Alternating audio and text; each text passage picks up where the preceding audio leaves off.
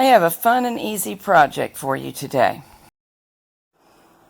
Let's make a wearable phone pouch that keeps the phone very, very safe and yet is hands-free. Great for times when you have to be in a crowded situation and you want your phone to be with you and safe. My phone, in its case, is 6.5 inches tall, 7 1/8 inches around. This is a pretty common size, so if your phone happens to be close, you can just use my numbers. If not, get out your trusty measuring tape and I'll show you how to do the math. I'm going to use some sock yarn that's really very nice sock yarn, but it turns out I don't like it for socks. It's because I found I don't like bamboo for socks. I like it for some other reasons, but it's overly soft, and in my opinion, it doesn't hold its shape as well as the yarns I prefer. However, it's a really nice yarn, nice to the touch, good looking, and I think it'll be perfect for this project. I need to know what 1/8 of an inch is expressed as a decimal. So 1 divided by 8, that's inputting the fraction 1/8, and it's 0.125 inches. So 7.125 inches is my circumference, times, I usually get 8 stitches per inch in this yarn, so times 8. That says I should use 57 stitches. Now I would normally add 2 in order to have stitches to put into the seam. And I'm going to go ahead and add 1 more to have a little bit of ease. That makes it very simple, 60 stitches for me. Let's do another example to show you what to work with, just in case your phone is slightly different in size. Suppose yours is a little bit smaller. It's only 6 3/4 inches around. Let's clear this. We know 3/4 of an inch is 0.75, but if we didn't, 3 divided by 4, there it is, 0.75. So you have 6.75 inches that you want to encircle your phone.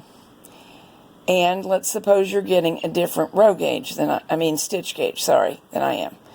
Yours is only 7 stitches per inch. 47.25. Definitely add up to 48. Round up. You don't round down because we always want a little bit of ease. Plus 2 stitches for your seam. So you would only cast on 50 stitches.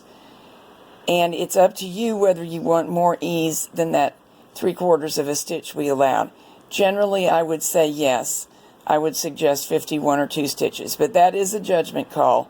Depends on the fit you want and also the stretchiness of your yarn. Now, I want my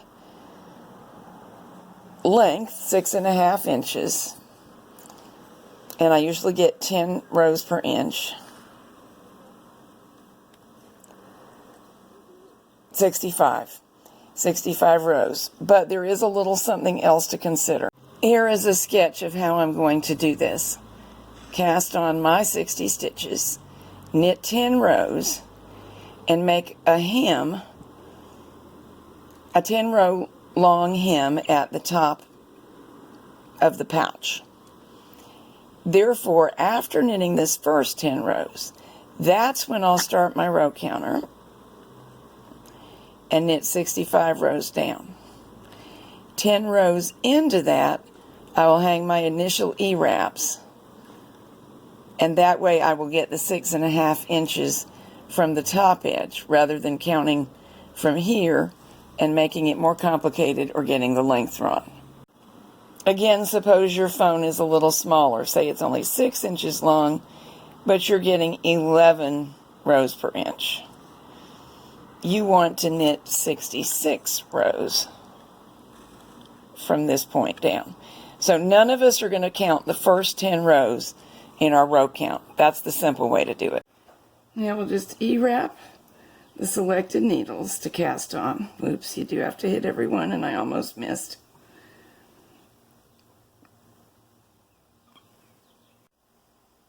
I'm set for plain knitting, set to knit back from hold, so we'll just knit across.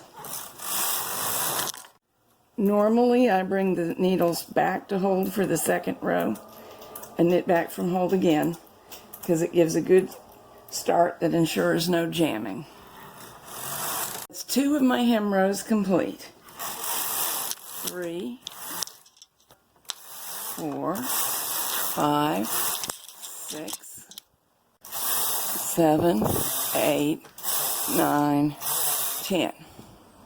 Time to set the row counter to 0 and start it counting. Knit 10 more rows, then hang all the E-wraps to close the hem. They're hung. Normally at this point for this row, I pull the needles forward and let them knit back from hold again. The reason is that with 2 sets of stitches on there, there's a bit more of a challenge for the machine, and why not just help it along. And now we count 11, 12, 13, and so on, up to the total number we want. Here comes what should be my final row, row 65. And I can double check the length here if I want to. It won't be perfect, but if you measure at an edge, you should be able to see a similar measurement, and I do. That's good news.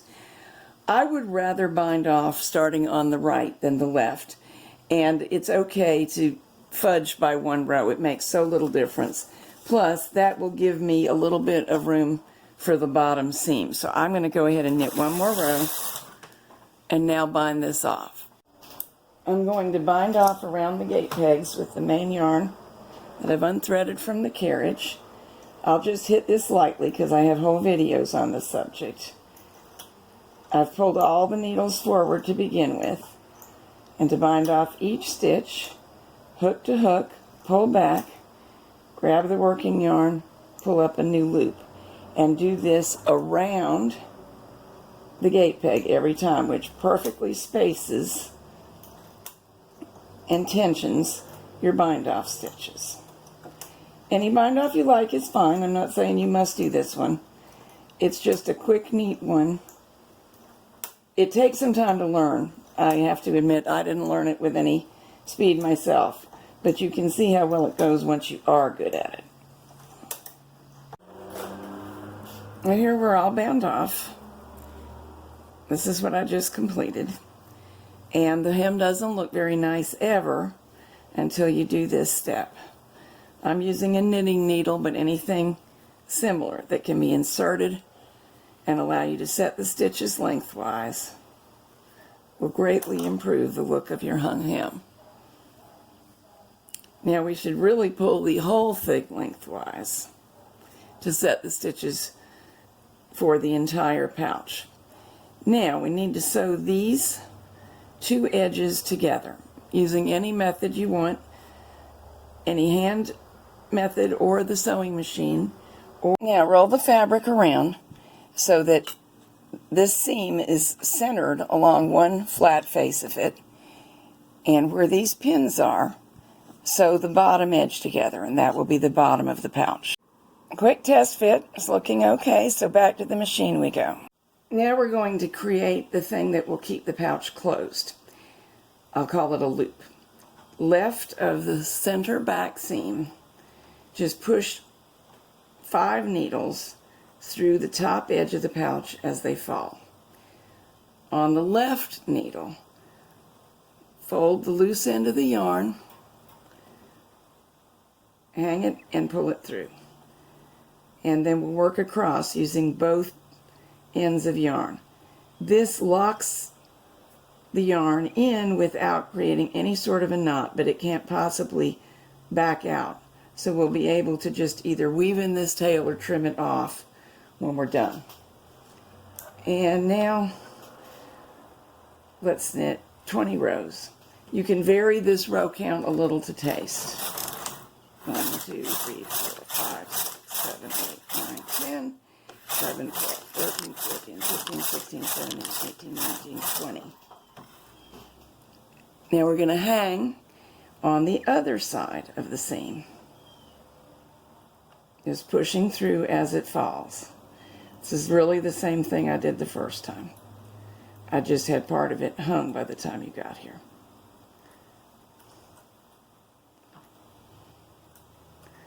Go ahead and take a good bite of that fold so that it's secure. And now I'm going to bind off. Any bind off that you want is okay.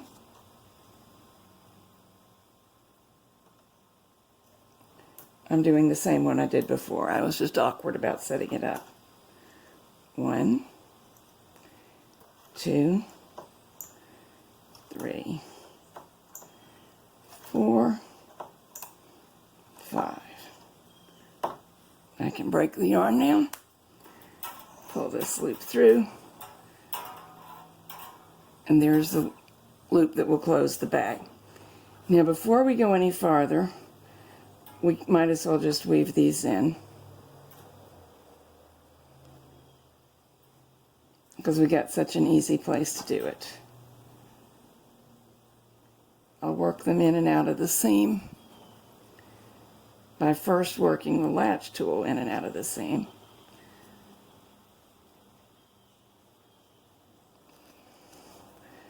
This is such fine yarn and so soft. I can grab them both at once, pull them through, and then snip here, and that'll be done.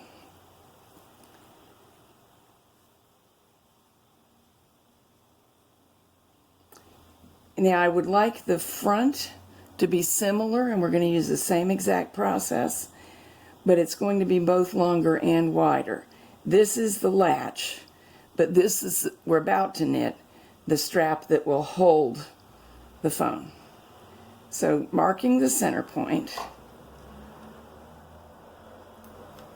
this time we'll hang the edge on 10 needles. Of course, since these straps are just stockinette strips, they're going to roll, and they'll become narrower than the 1.25 inches that you would expect 10 stitches to be. Let me show you again the trick for locking these yarns in. Fold the loose end, hang it on the leftmost needle, pull through. And for every single other one, lay both strands into the needle. Now this time I want to knit more rows. And this is open to personal preference. If you're making a wristlet, you only need maybe 8 or 10 inches of knitting. This one is to be hung around a neck, so I'm going to knit more. Just do whatever length strap you want. I decided on 30 inches. And I will tell you that I'd say 24 is the minimum for this reason. But before I tell you that, let me describe that I'm about to hang to the other side of center on, the same 10 needles. And then we'll bind off. The reason I say 24 inches is your minimum desirable length is because a woman's head is usually 21 or 2 inches around. And you want to be able to easily slip it over the lady's head and then have it hang not too tight up around the neck. You don't want to have to stretch to get your head through it. So I decided I wanted this one a little bit longer at 30 inches. You also probably don't want it hanging real low and hitting you at the lower stomach. So it's a personal taste thing, and you may have other ways you want to carry it to consider, but those are some guidelines. So here we are binding off and seaming the strap simultaneously.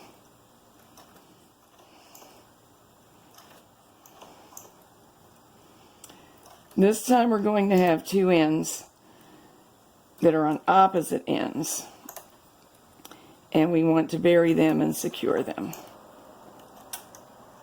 That's 2 yarn ends that I'm speaking of.